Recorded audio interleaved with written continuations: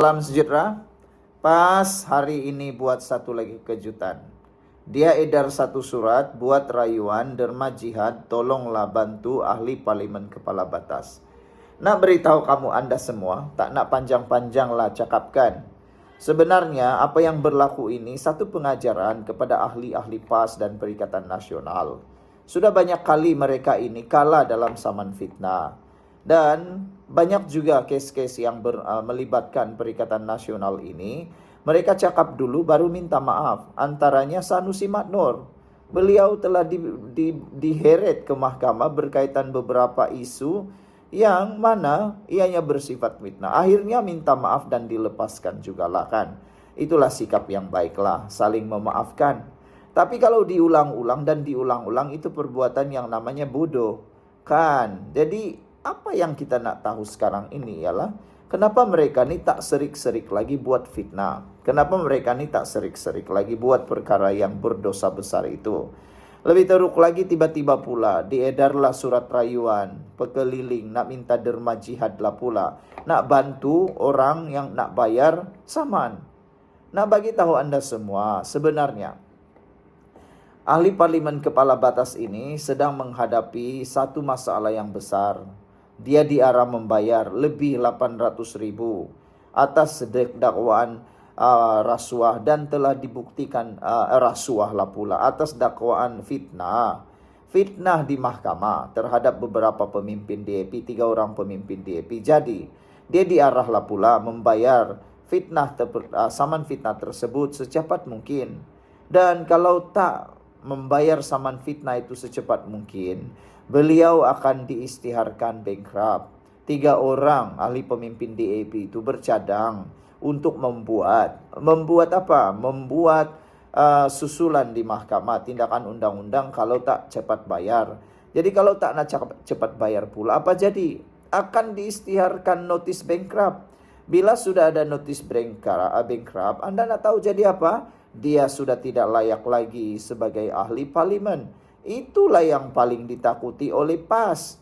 Sebenarnya mereka takut ahli parlimen ini, yaitu Dr. Siti Mastura Muhammad, kehilangan kerusi parlimen beliau.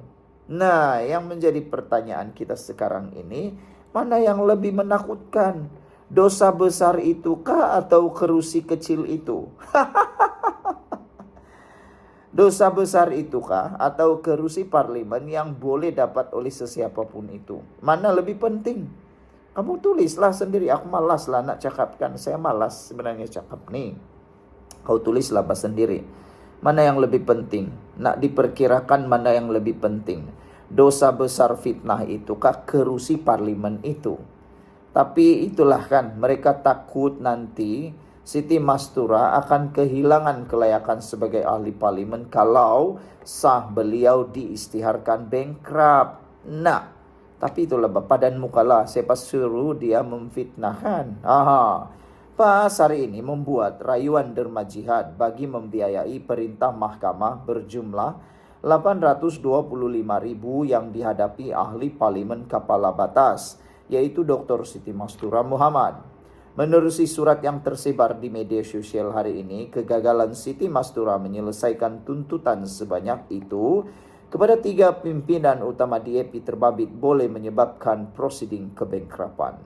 Kesannya boleh menyebabkan ahli parlimen kepala batas hilang kelayakan dan kerusinya akan dikosongkan untuk suatu pilihan raya kecil, kata surat yang ditandatangani oleh Setiausaha Agung PAS Datuk Seri Taqiyuddin Hasan. Kalau dah tahu memfitnah itu akan boleh menyebabkan disaman dan kalah saman pula tak mampu bayar dan akan kehilangan kerusi pula, kenapa buat fitnah? Itulah yang saya nak tanyalah. Kenapa buat fitnah? Kenapa memfitnah? Fikir dulu sebelum fitnah. Kan semua maklumat ini sekarang zaman moden di ujung jari. Buat apa lagi susah-susah? Kau tinggal klik saja dapat maklumat yang benar. Buat apa nak sebar perkara yang tak benar? Kalau tak benar, tak benarlah. Jangan pula cuba-cuba lagi nak cari isu. Mentang-mentang lah modal politik dah sudah habis, tak boleh lagi nak buat modal politik yang lain, yang tak boleh lagi dihantam keromoklah apa saja yang boleh menjatuhkan pihak lawan, terutamanya DAP, dihantam keromoklah. Nah, akhirnya pada muka kena bayar pula 800.000. Pada 4 Disember lalu, Hakim Mahkamah Tinggi Pulau Pinang, Datuk Kwei Chiu Sun, mengarahkan Mastura membayar RM300.000 kepada Lim Kit Siang, RM250.000 kepada Lim Guan Eng, dan RM200.000 kepada Teresa Kok.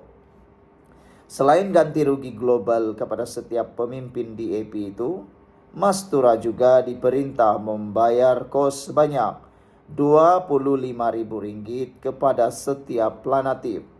Hakim Kue memutuskan bahawa kenyataan yang dibuat oleh Mastura yang juga ahli jawatan kuasa kerja Dewan Muslimat PAS Pusat itu berunsur fitnah dan pembelaannya atas dasar komen adil, keistimewaan bersyarat dan penyebaran tanpa niat jahat tidak dapat dibuktikan.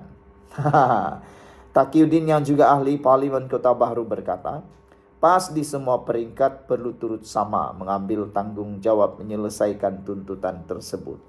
Ramai netizen sebenarnya marah juga dengan surat Taqiyuddin Hasan, surat PAS ini, apabila menyebut mengambil tanggung jawab menyelesaikan tuntutan tersebut. Persoalannya sekarang ialah, satu orang buat dosa besar fitnah, ramai-ramai yang tanggung kah? Adakah itu maksudnya?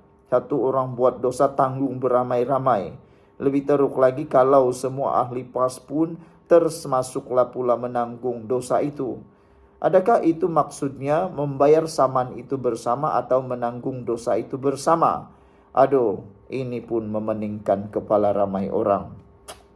Memandangkan Mastura yang didakwa mengeluarkan kata-kata fitnah terhadap DAP itu melakukannya dalam keadaan berasas semasa menunaikan tanggung jawab terhadap parti dan perjuangan, yaitu dalam program kempen pilihan raya kecil Parlimen Kemaman pada 4 November 2023 katanya. Sebenarnya saya terkejut jugalah dengan isi surat itu apabila dikatakan memfitnah dengan berasas, dalam keadaan yang berasas semasa menunaikan tanggung jawab dalam parti.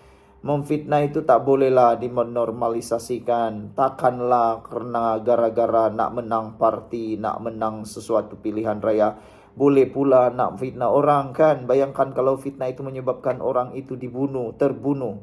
Bukankah itu satu perkara yang paling, aku pun tak tahu nak cakaplah, kamu tulislah sendiri.